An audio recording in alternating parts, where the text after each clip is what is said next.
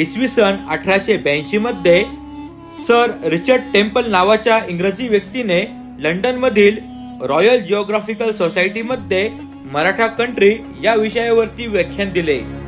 त्याच्या पुढच्या वर्षी त्याने लंडन मधीलच रॉयल हिस्टॉरिकल सोसायटी मध्ये मराठा हिस्ट्री या विषयावरती व्याख्यान दिले।